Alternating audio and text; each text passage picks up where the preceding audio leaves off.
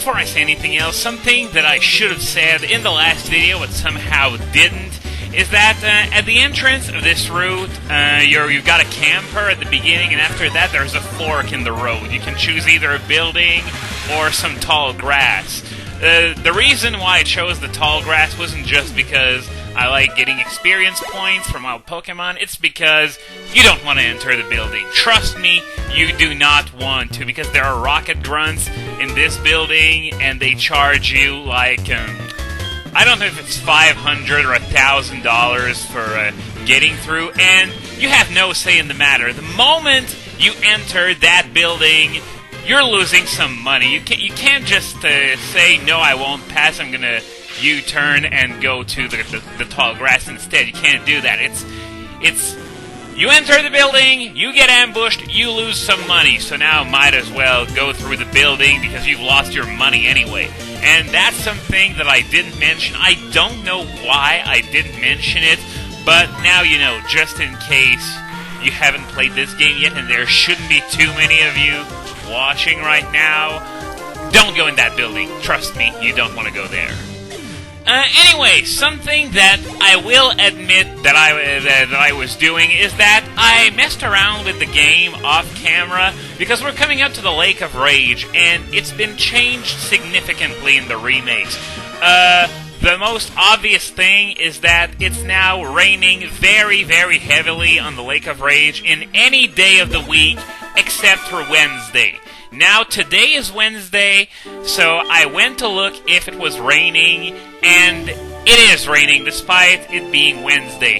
Now, the reason why this poses a problem is because the rain causes the lake to flood in this game. So what this means is that there are places that you can only access when there's water, and places you can only access when there's none. Sort of like the Shoal Cave in Ruby, Sapphire, and Emerald, except it's not an entire dungeon, it's just a small area near the lake itself.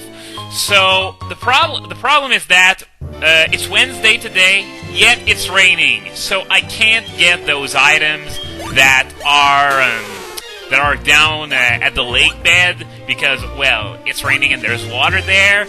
And there's also something that's problematic, is that Wesley is supposed to appear on Wednesdays here at the Lake of Rage. However, he's in the area that's flooded, so Wesley, I'm afraid we're not going to be seeing him today.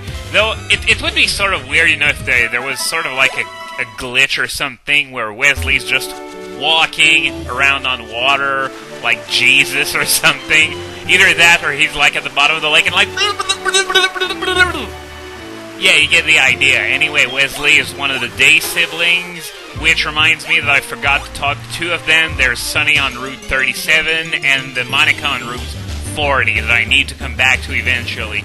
Anyway, this place, it's full of Magikarps. Now I'm going to do something that's very unlike me. I'm going to run away from these guys. Reason being, you saw that level 10. They're not all that low, but nonetheless, Magikarp is, I think, the species with the lowest experience yield in the entire game.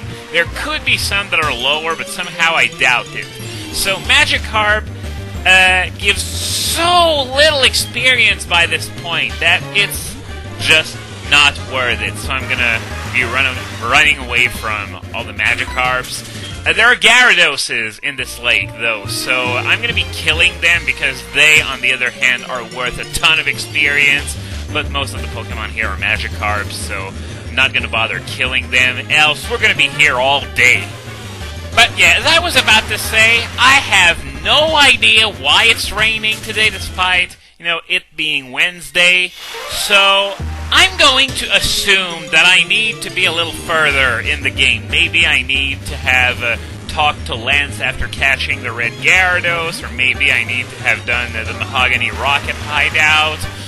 I don't know. I'm going to be checking in regularly, though, see what the trigger is, and when I do manage to get the lake not flooded. I went the wrong way there, sorry about that, by the way. But yeah, I'm gonna come back when I can and grab all those items that are at the bottom of the lake and talk to Wesley. But there are a few items that are also only accessible while the lake is flooded. There's that red flute that I picked up earlier on, which cures infatuation an unlimited amount of times. An unlimited amount of times, sorry. Yeah, redundancy much. Oh, there we go, we got a Gyarados. I'm gonna kill it. And there are also a few other items that are available only when the lake is flooded. There's even one that's available outside this maze, so you gotta keep looking. And there's also that, there's a house at the end of the maze. It was there in Gold, Silver, Crystal. It's still there now, but you can only access it when the lake's flooded now. And I believe you get the hidden power TM from that house. And I get secret power from here. So, lots of power here. It's sort of like Nintendo in the late 80s, early 90s. Everything was power with those guys. But on to something else, since I want to talk about it today. In the last video, I was talking about that one column from the latest issue of the Smog. And, I was thinking, it's sort of funny how some people's outlook on the metagame can consist of things you've never really considered yourself. And one point that is driven home very much in that column is the fact that heading into the next game, Ferrothorn is going to have a huge bullseye on its back, or whatever passes for one, I guess. But, as I'm saying, it's everything's going to be after that thing because it's just so damn effective despite having a quadruple weakness to a very common offensive typing. And, why wouldn't it? Because, as far as I know, it's number 1 in overused, number 2 in the dream world, and if you can't figure out what number 1 is, I pity you, and number 5 in Ubers. That's probably even bigger than the other two. Number 5 in Ubers ahead of everything but Arceus, Kyogre, Groudon, and Mewtwo. The usual 4 suspects. Right behind them, Ferrothorn. Anyway, this guy here, as I said, tries to sound cool, but he's hard to take seriously because of the way his sprite looks, but whatever. We got the hidden power TM, which is very useful in simulator competitive play, but not that much on a cartridge-based competitive play, and even worse in game. Okay, now I'm going to fly back to the entrance to the Lake of Rage and put Gengar as my lead, by the way, since it's my designated sleeper. But yeah, I'm going to fly over there because it's much faster than surfing all the way back and encountering all those Magikarps. You'll thank me later. Anyway, this place here is the Fishing Guru's house. Okay. Well, that was weird. I thought it froze for a second, but then the game started up again, and I have no idea why that happened. The lag spike, maybe something was loading, maybe the recording. I don't know. I really have no idea, but it doesn't matter because the game continued working normally anyway. Anyway, this guy here told us about the legend surrounding the Lake of Rage, which was created apparently by a bunch of rampaging Gyaradoses, and then the crater filled with rainwater, and that's how the lake was created, which sort of explains why there's nothing but Magikarps and Gyaradoses here. But yeah, back to what I was saying before, I sort of have to actually agree with the author's assessment that, you're going to want to be risking Iron Barb's damage and Rocky Helmet damage just to get a chance to kill that goddamn Ferrothorn. Because if you've ever faced one, odds are I don't want to headbutt that tree. I pressed left. Why didn't you notice I pressed left? Okay, but sorry about that. But, yeah, we all thought at some point, I just want to kill that fucking thing. Please let me kill it. And it's just so hard to destroy. Anyway, choice specs. Another thing that's very useful competitively, but not really recommendable for in-game purposes. Anyway, let's fly back to the entrance again. It's going to put me closer to the Red Gyarados. On top of that, Red Gyarados is Yeah, I think it's the only freebie shiny in the entire series. And I don't know why, but I'm under the impression that this freebie is the only reason why some people know about shinies to begin with. Otherwise, they're just so rare.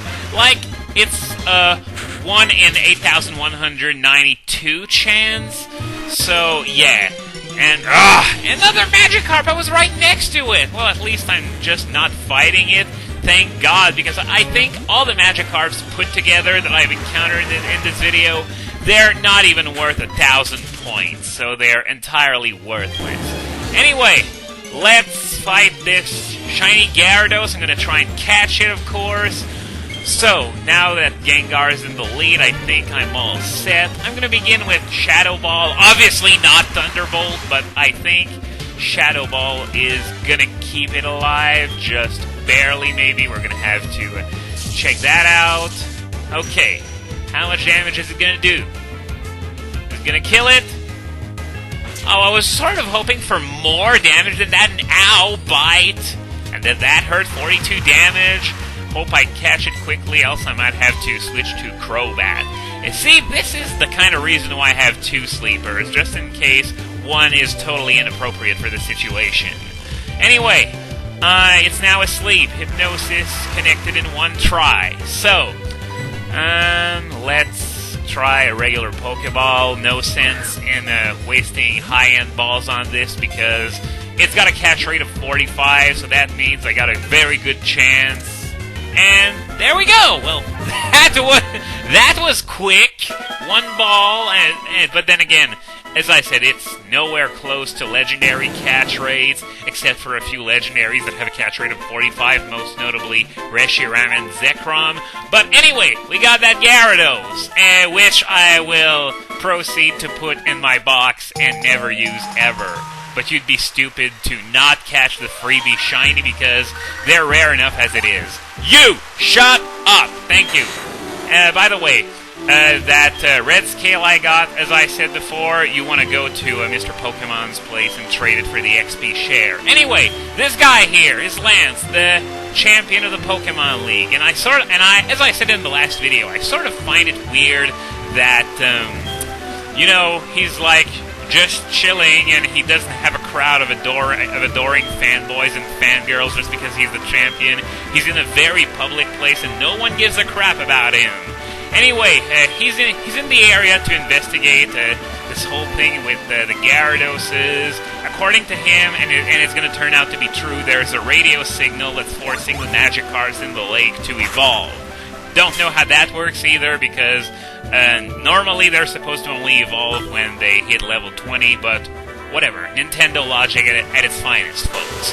Anyway, before I head back to Mahogany, and yes, I know I still have to buy the Rage Candy bar, by the way, I'm going to heal my Pokemon at Violet City. I flew to Violet City because I want to go and give the Red Scale to Mr. Pokemon. There's no sense in delaying this, especially since if I do delay it, I'm going to end up forgetting about it.